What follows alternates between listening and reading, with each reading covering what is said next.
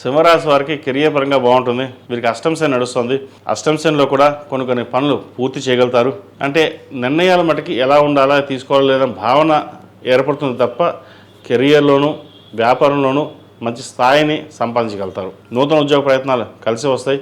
ఉద్యోగంలో మంచి పేరు ప్రఖ్యాతలు ఉంటాయి. అదేవిధంగా వ్యాపారంలో మీరు చేయాలనుకున్న ఏదైతే పని ఉందో అది పూర్తి చేయగలుగుతారు. పంచమ అష్టమాధిపతి గురువు లాభస్థానంలో ఉన్నారు.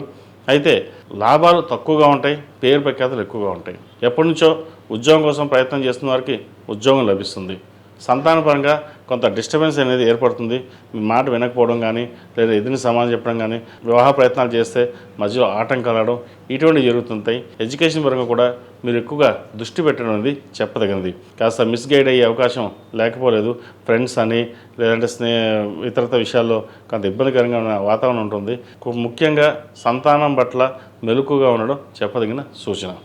ఈ రాశిలో జన్మించిన స్త్రీలకు వృత్తి వ్యాపారపరంగా సానుకూలంగా ఉంటుంది. ఆరోగ్య రీత్యా కూడా ఎటువంటి ఇబ్బందులు ఉండవు. భూ సంబంధించిన వ్యవహారాలు సానుకూల పడతాయి. ప్రమోషన్స్ వచ్చే అవకాశం ఉంది.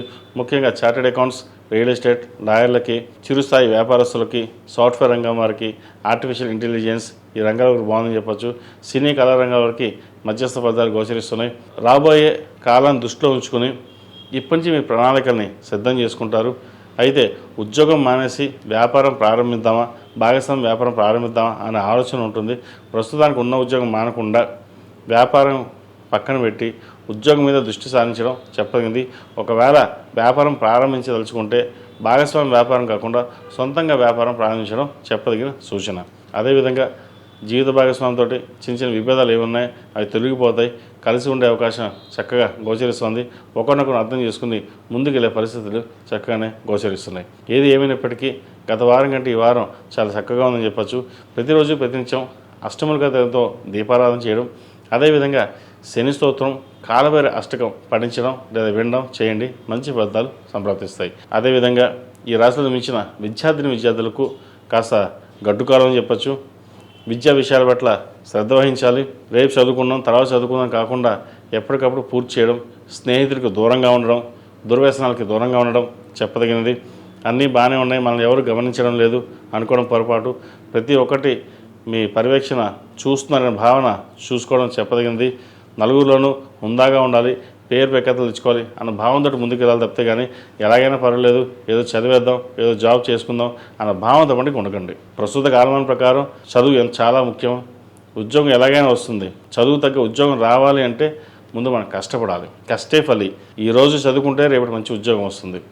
ఉద్యోగం కావచ్చు, వ్యాపారం కావచ్చు, ఏదైనా సరే తెలివితేటలు మీకు ఎంత ఉన్నాయో వాటిని ఉపయోగించి అదేవిధంగా చదువు మీద కూడా దృష్టి పెట్టండి. మంచి ఫలితాలు ఉంటాయి. అష్టమ శని నడుస్తుంది, కాస్త బద్ధకం కూడా ఉంటుంది.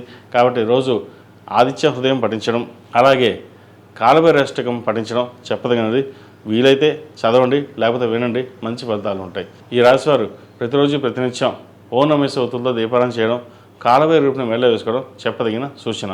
విద్యార్థులు ఏకముఖి రుద్రాక్ష కానీ దక్షిణమూర్తి రూపు కానీ మెడలో ధరించండి. మంచి ఫలితాలు ఉంటాయి. ఈ రాశిలో నిర్మించిన వారికి కలిసి వచ్చే సంఖ్య 2, కలిసి వచ్చే రంగు తెలుపు. ఏదైనా పని మీద బయటకు వెళ్ళినప్పుడు ఆదివారం కానీ శనివారం కానీ వెళ్ళండి. మంచి ఫలితాలు సంప్రాప్తిస్తాయి. ఈ పూజా స్టోర్.in పసుపు కుంకుమ నుంచి దేవతా విగ్రహాల దాకా అన్ని రకాల పూజలు, వ్రతాలు, వివాహం, గృహప్రవేశం, హోమాది శుభకార్యాలకు కావలసిన పూజా సామాగ్రి అంతా ఒక్క క్లిక్తో మీ ఇంటి వద్దకే. నేడే ఆర్డర్ చేయండి మీ ఈ పూజా స్టోర్.in లో. One stop for all puja needs.